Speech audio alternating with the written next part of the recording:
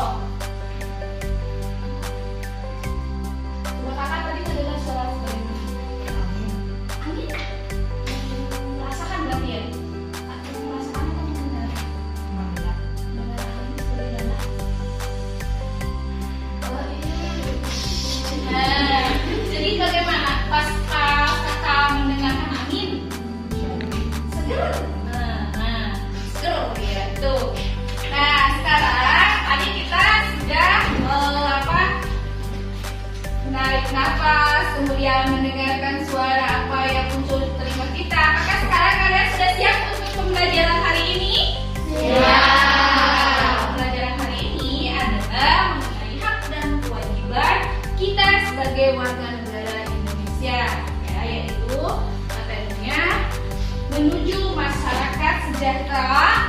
Tema 6.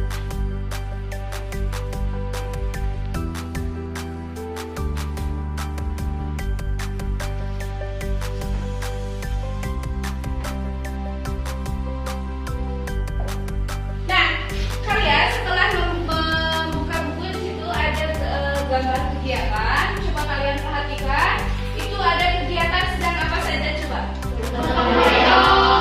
Bergotong royong.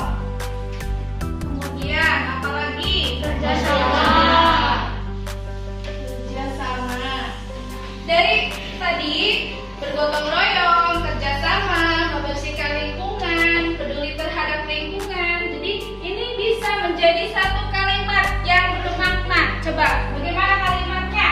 Bergotong royong, kerjasama, membersihkan lingkungan adalah sikap peduli terhadap lingkungan. Sekarang itu di buku modul kalian yang ada itu ada sebuah bacaan ke halaman 4 ada semua mengenai macam proklamasi bagi bangsa Indonesia. Siapa yang mau membaca? Oh siap. Ini dibaca ya. Yang lain dengarkan dulu. Proklamasi bagi bangsa Indonesia. Proklamasi berasal dari kata proklamatio dari bahasa Yunani yang memiliki arti pengumuman resmi kepada seluruh rakyat. Yang lain.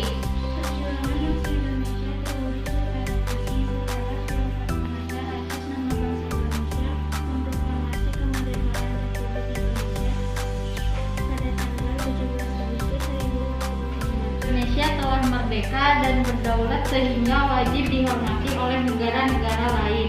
Indonesia menjadi bangsa dan negara yang memiliki kedudukan yang sama dan sederajat dengan serta memiliki hak dan kewajiban yang sama dengan negara-negara lain. Indonesia, proklamasi sebagai awal terbentuknya Negara Kesatuan Republik Indonesia. Proklamasi kemerdekaan sebagai titik tolak perubahan hukum kolonial. Merupakan cita-cita dan tujuan yang ingin dicapai oleh setiap bangsa di dunia. Begitu juga dengan bangsa Indonesia. Bangsa Indonesia telah mengambil sikap yang menentukan nasib sendiri dalam segala aspek kehidupan. Bangsa Indonesia memiliki kewajiban untuk mempertahankan kemerdekaan dan mengisi kemerdekaan yang telah diraih.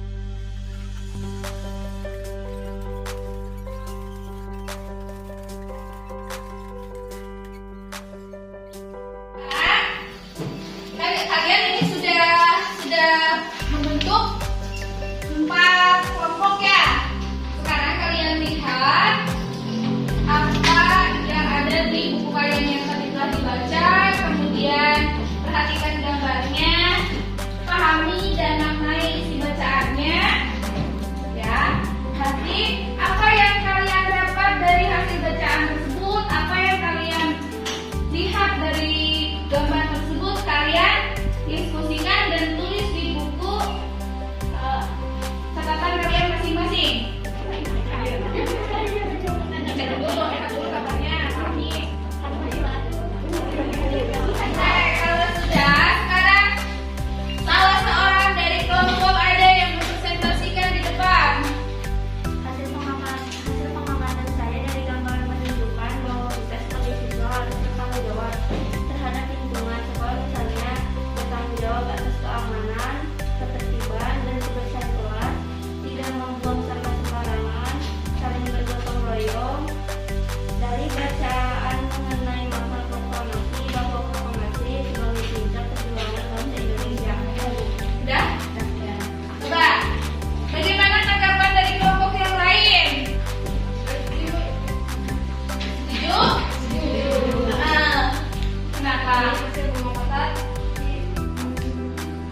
Ya, bagaimana? Harus bergotong royong, menjaga ketertiban keamanan sekolah, dan bahwa proklamasi sebagai puncak perjuangan bangsa Indonesia. Ya, itu ya. Jadi kelompok ini setuju dengan hal yang diungkapkan oleh kelompoknya tinggi. Nah, dari hasil tadi kalian diskusi dari mulai awal sampai akhir pembelajaran, kita dapat menarik kesimpulan dari pembelajaran hari ini bahwa apa saja kesimpulannya? Ya, bergotong royong. Kita harus selalu bergotong royong, ya. Kemudian apa lagi? Bertanggung jawab. Ya, bertanggung jawab. Ya, jadi kita harus selalu bergotong royong, bekerja sama, menghargai orang lain, memaknai proklamasi, kemudian peduli terhadap lingkungan dan menjalankan hak dan kewajiban kita sebagai sebagai murid, yaitu sebagai warga negara Indonesia. Nah, sebelum ke kegiatan akhir di hari ini, pembelajaran ini, sekarang kita akan mengadakan operasi semut. Silahkan kalian bereskan lagi bangkunya.